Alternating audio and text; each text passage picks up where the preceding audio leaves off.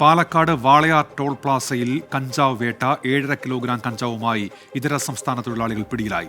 ശ്രീജിത്ത് ശ്രീകുമാറിനാണ് പാലക്കാട് നിന്ന് വിശദാംശങ്ങളുമായി ഇപ്പോൾ ചേരുന്നത്. ശ്രീജിത്ത്, ഇത് എവിടെ നിന്ന് എത്തിയവരാണ് പിടിയിലായത്? എന്തൊക്കെയാണ് വിവരങ്ങൾ ശ്രീജിത്ത്?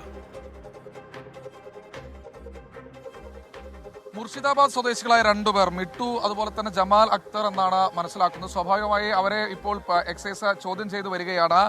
എക്സൈസിന്റെ സ്പെഷ്യൽ സ്ക്വാഡ് ഇവിടെ നടത്തിയൊരു പരിശോധനയുടെ ഭാഗമായാണ്, സ്ട്രൈക്കിംഗ് ഫോഴ്സ് ഇവിടെ നടത്തിയ ഒരു പരിശോധനയുടെ ഭാഗമായാണ് ഈ രണ്ടുപേർ ഇപ്പോൾ പിടിയിലായിരിക്കുന്നത്. അവരുടെ ദൃശ്യങ്ങളാണ് ക്യാമറാമാൻ രാജീവ് സുദേവ് ഇപ്പോൾ പ്രേക്ഷകരിലേക്ക് എത്തിക്കുന്നത്. 7.5 കിലോയോളം തൂക്കം ഈ കഞ്ചാവിന് വരുമെന്നാണ് മനസ്സിലാക്കുന്നത്.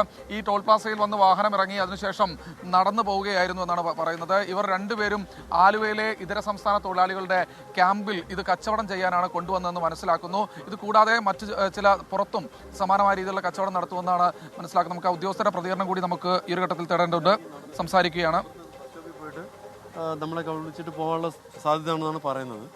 അവർ ആലുവയിൽ ഈ കഞ്ചാവ് കൊണ്ടുപോയി അവിടുത്തെ സെറ്റിൽമെൻ്റ് ഉണ്ട്, അന്യസംസ്ഥാന തൊഴിലാളികളായ ആൾക്കാർ ഇവരെ കാത്തു നിൽക്കുന്നതാണ് പറഞ്ഞത്. ആലുവയിൽ അവിടെ കൊണ്ടുപോയി ഇത്തരത്തിൽ കൊണ്ടുവരുന്ന ആളുകളായിട്ട് കൊണ്ടുവരുന്ന ആൾക്കാരെന്നാണ്, അതിൽപ്പെടുന്ന ആൾക്കാരാണ്. എങ്ങനെയാണ് സാറേ പിടികൂടുന്നത്? നമ്മളിവരെ നടന്നു വരുന്നത് കണ്ടായിരുന്നു. അപ്പോൾ ഒരു സംശയം തോന്നി ഇവർ ചെക്ക് ചെയ്തപ്പോഴാണ് ഇത് കണ്ടത്, കഞ്ചാവ് പിടിച്ചത്. അപ്പോൾ ഇതിനു മുമ്പേ ഉള്ള സ്ഥലത്ത് ഇറങ്ങിയിട്ട് നടന്നു വരാമെന്നാണ് പറഞ്ഞത്. അപ്പോൾ ഇത് കഴിഞ്ഞിട്ട് നടന്നു പോകുമ്പോൾ അടുത്ത ബസ് സ്റ്റോപ്പിൽ കയറിയിട്ട് ആലുവയിലോട്ട് പോകാനുള്ള പ്ലാനായിരുന്നു.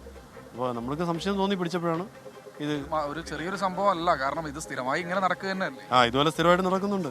അതിപ്പോൾ ഒരു ഉദാഹരണം തന്നെയാണ് ഇത്. അതായത് നമ്മൾ ശക്തമായിട്ടുള്ള പരിശോധന ഈ സമയത്ത് ഉള്ളതുകൊണ്ടാണ് നമുക്ക് പിടിക്കാനെത്തുന്നത്. എന്തായാലും നമ്മുടെ SKN 40യുടെ ഭാഗമായി നടത്തിയ അഭിമുഖത്തിൽ, മുഖ്യമന്ത്രിയുമായി നടത്തിയ അഭിമുഖത്തിൽ അദ്ദേഹം വ്യക്തമാക്കിയിരുന്നു ശക്തമായ നടപടി അത് കൃത്യമായി തന്നെ നടപ്പാക്കും, ഒരു മാറ്റവുമില്ല എന്ന് വ്യക്തമാക്കിയിരുന്നു. എന്നാലും പോലീസിനും എക്സൈസിനും അത്തരത്തിലുള്ള ഒരു നിർദ്ദേശം ലഭിച്ചിട്ടുണ്ട്. സ്വാഭാവികമായി അതിന്റെ ഭാഗമായി തന്നെയാണ് ഇത്തരത്തിൽ എക്സൈസിന്റെ നടപടിയെന്ന് നമുക്ക് നിസ്സംശയം പറയാം. ശ്രീജിത്ത് ശ്രീകുമാറിനാണ് വിവരങ്ങൾ നൽകിയത്.